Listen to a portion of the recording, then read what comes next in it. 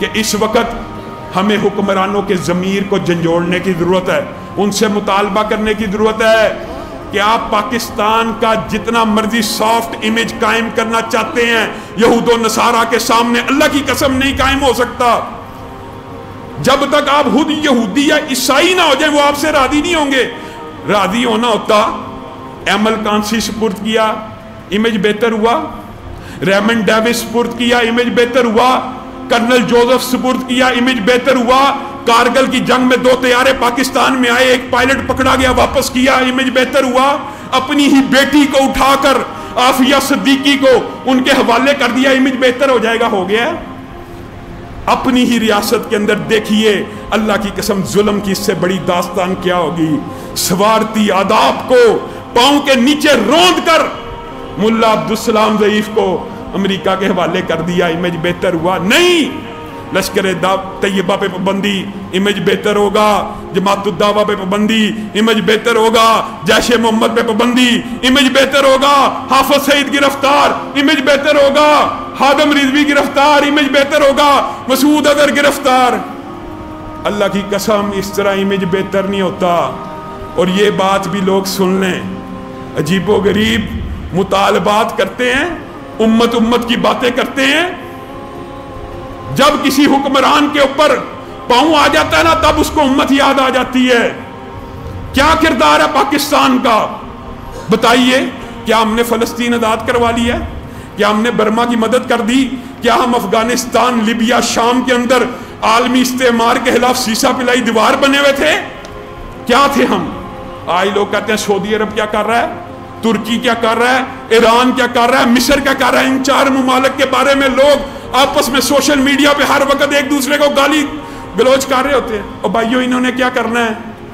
آپ نے خود اگر کچھ نہیں کیا، 70 برس تو ہمیں ہو گیا سنتے ہوئے، اینٹ کا جواب پتھر سے دیں گے، پتہ نہیں کون سی اینٹ آنی ہے، کون سا پتھر آنا ہے۔ یہ کشمیریوں کے ساتھ کھڑے ہیں، 80,000 کشمیری مر گئے پھر بھی ساتھ کھڑے ہیں، کشمیریوں کے ساتھ کھڑے ہیں، بیوائیں ہیں پھر بھی ساتھ کھڑے ہیں۔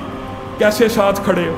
اور غیرت بیدار کرو۔ اللہ کی قسم جتنی ضرورت آج جہاد کی ہے، لیکن اعلان ریاست نے کرنا ہے، اعلان حکمرانوں نے کرنا ہے۔ اگر حکمران کلی طور کے اوپر اسلام سے دستبردار ہو جائیں، ہاں پھر علماء کا کام ہے، پھر علماء کا کام ہے کہ آپس میں بیٹھیں، اس کے بارے میں غور و فکر کریں۔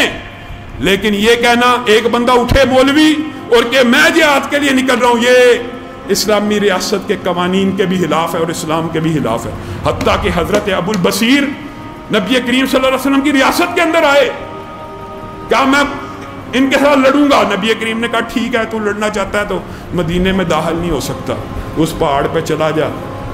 ان کے جو اشارہ تھا نا، اشارہ دینا مقصود تھا، اگر تو یہ انڈیپینڈنٹ ذاتی سوچ اپنانا چاہتا ہے تو تیرے لیے راستہ اور ہے۔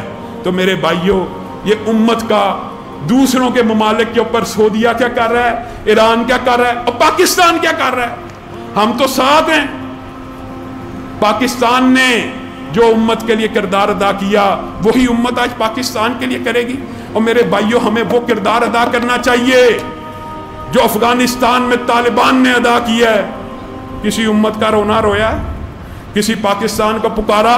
شام، سعودیہ، عراق کو تنے تنہا دنیا کی ساری استعماری قوتوں کے سامنے مجاہدین ڈٹ گئے۔ اللہ کی قسم آج عزت سے مذاکرات کر رہے ہیں، عزت کے ساتھ مذاکرات کر رہے ہیں۔ ان کے لیے ٹیبلیں بچھائی جاتی ہیں، ان کے سامنے عجیب و غریب موسیقی کے پروگرام بھی چلائے جا رہے ہیں، لیکن قربان جائیں ان کے اوپر جیسے ہی نماز کا وقت ہوتا ہے اسی وقت نشست چھوڑتے ہیں، نماز کو ادھر ہی قائم کر لیتے ہیں۔ وہ لاکھوں روپیہ لگا کے پروگرام ارینج کرتے ہیں، وہ جیسے نماز کا ٹائم ہوتا ہے ادھر ہی اذان دیتے ہیں، ادھر ہی نماز کو قائم کرتے ہیں۔ مسلمانوں کی ایک ہیبت بیٹھ گئی ہے۔